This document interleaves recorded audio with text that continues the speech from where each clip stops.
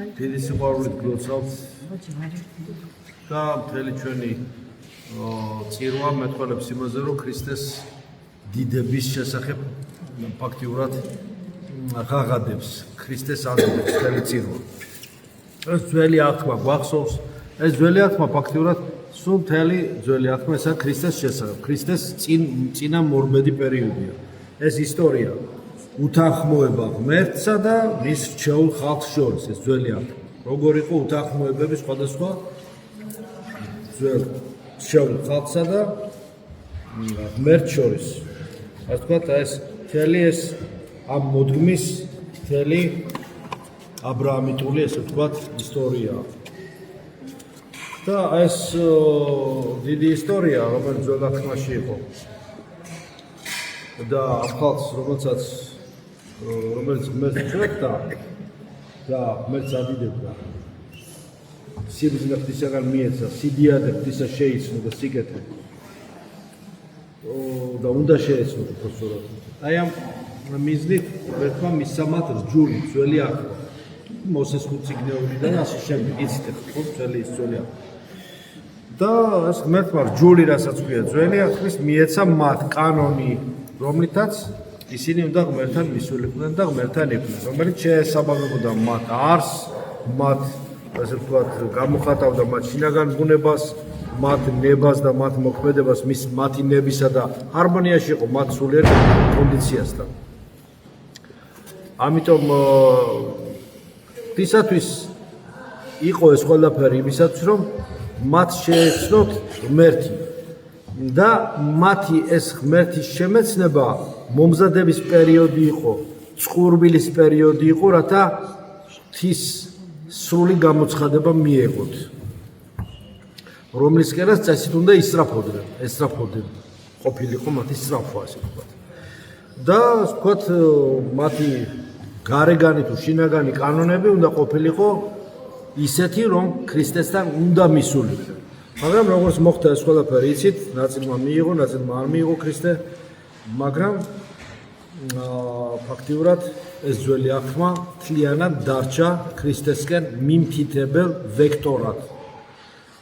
მთლიანად დარჩა მუშაობა იმაზე, რომ ჩვენ შევიცნოთ რა არის ძველ აღთქმაში ყოფილი, რა ჩაიწერა იქ იმისათვის, რომ განვახორციელოთ ჩვენს გონებაში, გავიაზროთ და შევისისხორცოთ და ხორცის შევასხათ იმას, რასაც ქვია ქრისტეს მოსვლა სახარებისა და დავაკავშიროთ ეს მოვლენა იმათ, რაც იყო მთელ ძველ აღთქმაში. ძველი ადამიანიდან ახალ ადამიანამდე. ძველი ადამიანიდან ახალ ადამიანამდე. დიდი თემაა ეს ძალიან, მაგრამ არ შემიძლია რომ ავთქვა, რომ ეს გადატანა ამისა მოუწია ქრისტეს, იმისა, რომ ახალი აღთქმით შეერიგებინა კაცობრიობა ღმერთთან. ის უთანხმოებები გაენეიტრალებინა, რომლებიც ძველ აღთქმაში მოხდა რჩეულ ხალხსა და ღმერთს შორის. როგორღაც თავის თავზე აიღო ყველაფერი და მართლაც ისე შეიყვარა კაცობრიობა და სამყარო უფალმა, რომ თავისი მხოლოდშობილი ძე გამოგზავნა, რომელიც ქმნილება კი არ იყო, ვიდრე საუკუნიდან ყოველივე შეიქმნებოდა, მაშინ უკვე იყო ის. და ამაზე ბევრი მოწმობა არის, როგორც ძველ აღთქმაში, ისევე ახალ აღთქმაში. ამიტომ გადაიტანა ქრისტემ ყოველივე ჯვარზე, გოლგოთაზე, რომ აღსრულებულიყო ეს მართლმსაჯულება შერიგება ძველსა და ახალ აღთქმას, ძველ კაცობრიობასა და როგორღაც შესულიყო დაუსჯელად და ქრისტემ აიღო ეს სასჯელი, რათა ისინი არ დასჯილიყვნენ. იმიტომ რომ ადამიანები, როგორც წმინდა მამები ამბობენ, სასჯელს იმსახურებდითო ჩვენ, მაგრამ ქრისტემ მიიღო ყოველივე ეს, რათა ამ სასჯელისაგან გაენთავისუფლებინა ადამიანთა მოდგმა. თუ ამას დავაფასებთ და ვაფასებთ, რა თქმა უნდა, უნდა დავაფასებთ, თორე ისე სხვა გზა, სხვა ალტერნატივა არ არის. ამიტომ ჯვარზე აღსრულდა არა მხოლოდ მართლმსაჯულება და შერიგება ღმერთსა და ადამიანის შორის, რომელიც უკვე დიდი ხანია ძველ აღთქმაში მომხდარი იყო ეს განხეთქილება და გამთლიანდა ახალი ადამიანის სახით, ადამი და ადამიანსა და ღმერთს შორის ახალი კავშირი, ახალი აღთქმისეული კავშირი აღსდგა. რელეგერი, ამიტომ არის რელეგერი, ეს ამის კიდევ ეტიმოლოგია, კიდევ სხვა არის ამ წარმოშობა, უნდა ნახოთ მე, ხა დიდი თემა. ამიტომ ახალი კავშირი აღსდგა. გაიკრარა ქრისტე ჯვარზე და ამით განთავისუფლდა გზა ახალი ადამიანისათვის, მეორე ადამიანის, მეორე ადამიანმა, ახალმა ადამიანმა განათავისუფლა გზა და გახსნა. გზა ხსნილია ახლა. მორჩი აღარაფერი არავითარი დაკეტილი არ არის არაფერი სასუფეველში. ვინც დაიცავს ქრისტეს ცნებს, წავს ქრისტე, შეინარებს, სოდებს სასუფეველში გადის. გზა გახსნილია, მორჩი, ღვთის გახსნას ვერავინ ვერ ჩაკეტავს, არ არსებობს. ფსალმუნები გავიხსენოთ და ასე შემდეგ, ხარ დიდი თემა ეს. ამიტომ კურთხით ამგალ ქრისტეს პავლე მოციქული მეორე ადამიანს უწოდებს, ახალ ადამიანს უწოდებს. და მასში განსხეულებულია სრულიად ახალი შესაქმე, ახალი აღთქმის მთელი სისავსე. მან გადალახა პირველი შესაქმის, ძველი შესაქმის ბუნებრივი არსების სივიწროვე და განათავისუფლა გზა აღდგომის სინამდვილის უსასრულო სიშორეებისათვის. სინამდვილის, რომელიც არანაირად აღარ არის შეზღუდული, დღეს გზა გახსნილია. კურთხით ამგარი ქრისტე ეს ის არის, რომელიც ჯვარცმამდე რო იყო ის კი არ არის, კიდევ უფრო სხვანაირია. ჯვარცმა და ქრისტე სხვანაირია. სხვანაირი როგორ უცვლელება ღმერთში არ არის, მაგრამ ეს მეტაფიზიკური სხვანაირობაა. ანუ ეს უნდა მოგვთარიყო. მაგრამ იგი უცვლელია როგორც ღმერთი, სრული კაცი და სრული ღმერთი, მაგრამ ჯვარცმის შემდეგ ქრისტე კიდევ სხვანაირია უფრო. როგორია, გახსოვთ? დახშულ კარში შედის, აძლევს ხელს, მომეცი ხელი თომა მოციქული. ურწმუნოს რო უძახა, ურწმუნო ჩვენ ვართ, თომა მოციქული როგორ აურწმუნო. მისი ისტორია წაიგდა. ჩაყავი ხელი და სულ სხვანაირია, ხელი ჭრილობაში ჩაადებით, როგორი ის არის. აპოსტერიორული, ანუ გამოსწილებით, ექსპერიმენტით მიღებული ცოდვა. თუ არ ცოდნაო, თუ არ გჯერა, აპრიორულად, თუ არ გჯერა, ფაქტიურად, რწმენით, დაუმტკიცებლად. მაშინ დამტკიცებით მიიღე. ნუ იქნები ურწმუნე, არამედ იყავი მორწმუნეო, ხეუბნება. არ მინდოდა ამ დიდი თემა რთული, მაგრამ მინდა რაღაც გულმა მითხრა, რომ ამ თემაზე მინდოდა მეთქვა. და აღმდგარი ქრისტე ეს უკვე სხვანაირი არის. რაღაცა თავის ღვთაებრივი მსახურების, ხო სამმაგი მსახურების ქრისტესი, ხო აღარ ესეც წაიგეთ მე დოგმატიკაშია პირველი მეორე თო სამმაგი მსახურება ქრისტესი, სამმაგი. წაიგეთ განახოთ. იქ არის რომ სრული გამოცხადებით აღმდგარი ქრისტე ეს არის ის, რომელიც სრულად უცხადებს საკუთარი სახით ადამიანებს. მოციქულებს პირველ რიგში და მერე უკვე სულთმოფენობა იქნება. მაგრამ ჩარაზული კარებების გავლით ოთახში შედის, გახსოვთ. სხვადასხვა ადგილას ერთდროულად გამოჩენა გახსოვთ, მარტო ღმერთს შეუძლია, არან ანგელოსაც არ შეუძლია ერთი და იგივე ადგილას სხვადასხვა დროს გამოჩნდეს. ერთი და იგივე დროს სხვადასხვა ადგილას გამოჩნდეს. ერთი არის და ამიტომ ასე ღმერთი ყოველგან არის, ყოველსევე ადგილას. ეს მარტო ღმერთს შეუძლია. ერთდროულად სხვადასხვა ადგილზე გამოჩენა. ადამიანთა თვალწინ გამოცხადება. პავლე მოციქული ამბობს ამაზე, რომ ადამიანი არის სიცოცხლის, რომ ეს ახალი ადამი, ქრისტე არის სიცოცხლის მომნიჭებელი სული თვითონ. ეს ანიჭებს სიცოცხლის. ჩვენ რომ ცხოვრობთ, გონიერ, ჩვენი ცხოვრობ, გათენდა დღე, მერე კიდევ გაგვიგზავნა მეორე დღე. ჩვენი თავი თვისით არც ერთი საათის გაგრძელება არ შეგვიძლია ჩვენი ცხოვრების. თუ ჩვენი ცხოვრება გრძელდება, მას აგრძელებს სიცოცხლის მომნიჭებელი სული. მამაძე და სული წმინდა. იმიტომ რომ ღმერთი ცეცხლგამლებელ არს. სულია ღმერთი და სულსა და ჭეშმარიტებაში არს თაყვანისცემა მისი.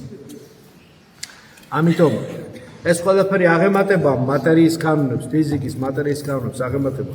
იმიტომ ქრისტე სიცოცხლის მომნიჭებელი სულია და ის პიროვნება, ვინც ირწმუნებს მას და არ დაივიწყებს მას და იქნება მასში, ისიც ამ სიცოცხლის მომნიჭებელი სულით განთავისუფლდება. აი ეს მინდა გისურვოთ თქვენ. როდის იქნება ეს და როგორ იქნება, ამას ვნახავთ მერე. ეხლაც კიდევ ვნახულობთ უკვე ამ პერიოდში. ეხლა რო ეზიარებთ, ნახავთ როგორ შემოვა მადლი და როგორ შეცვლის თქვენს ორგანიზმს. ამას ხო ნახავთ. თქვა შეიძლება მადლი შემოვიდეს და ვერ იგრძნო ეს. ან იგივე დარჩე რაც იყო, რა თქმა უნდა არ შეიძლება. როდის იქნება ეს?